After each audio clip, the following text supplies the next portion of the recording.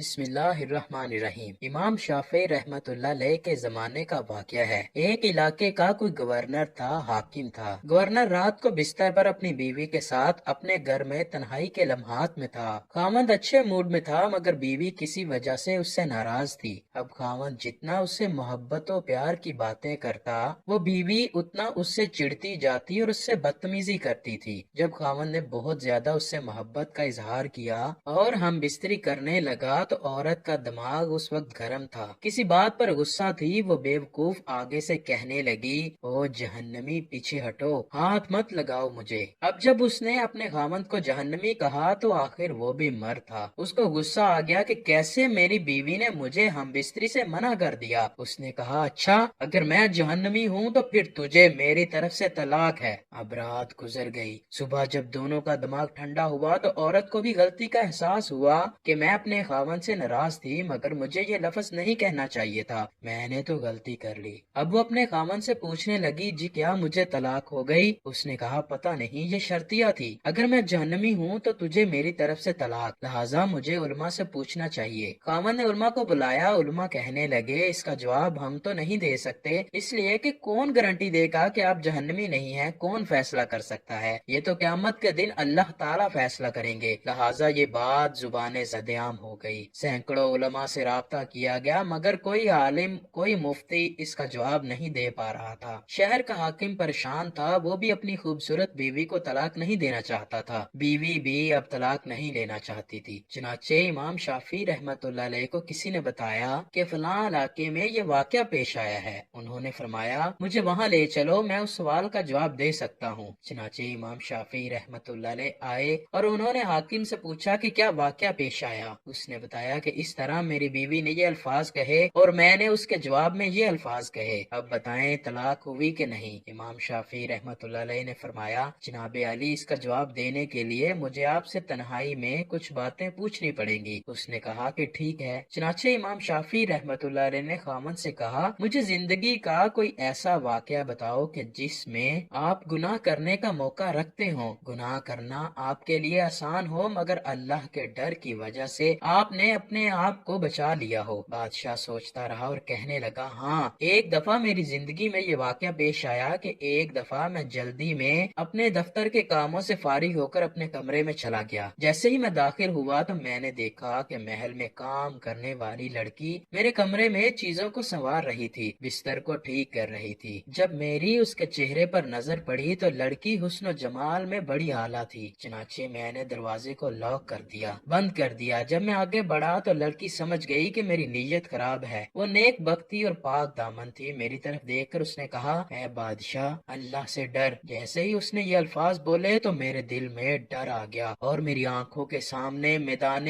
محشر کا منظر آ گیا۔ جب میں اللہ کے سامنے پیش ہوں گا تو اپنے اللہ کو کیا جواب دوں گا؟ میں نے تالا کھول دیا اور لڑکی سے کہا کہ چلی جا۔ حالانکہ اگر میں چاہتا تو لڑکی سے اپنی خواہش پوری کر لیتا، مجھے کسی نے پوچھنا ہی نہیں تھا، مگر اس نیک بچی کے یہ الفاظ میرے دل پر بجلی کی طرح گرے اور مجھے اللہ کا خوف آ گیا اور میں نے گناہ کے اس موقع سے بچنے کے لیے اس لڑکی کو واپس بھیج دیا۔ یہ ایک ایسا گناہ ہے جو میں کر سکتا تھا مگر اللہ کے خوف کی وجہ سے میں نے نہیں کیا۔ جب اس نے یہ واقعہ سنایا تو امام شافعی رحمت اللہ علیہ نے اس سے کہہ دیا کہ آپ کی بیوی کو طلاق نہیں ہوئی، اس لیے کہ آپ جہنمی نہیں بلکہ جنتی ہیں۔ جب انہوں نے یہ فتویٰ دیا تو سارے علماء ان سے بحث کرنے لگ گئے کہ آپ کیسے کہہ سکتے ہیں، آپ کیسے جنت کا ٹکٹ دے سکتے ہیں؟ کیا جنت کا پرمٹ آپ کے ہاتھ میں ہے کہ آپ کہیں کہ یہ بندہ جنتی ہے یا جہنمی؟ آپ نے فرمایا، فتویٰ میں نے اپنی طرف سے نہیں دیا بلکہ یہ فتویٰ اللہ نے قرآن مجید میں خود عطا فرمایا ہے۔ قرآن کی آیت ہے، اور جو شخص اپنے رب کے سامنے کھڑا ہونے سے ڈرا اور اس نے اپنے نفس کو خواہشات میں پڑنے سے بچا لیا، بس اس کا ٹھکانہ جنت ہوگا۔ اللہ نے چونکہ فرما دیا ہے، لہٰذا میں فتویٰ دیتا ہوں کہ اس کبیرہ گناہ سے بچنے کی وجہ سے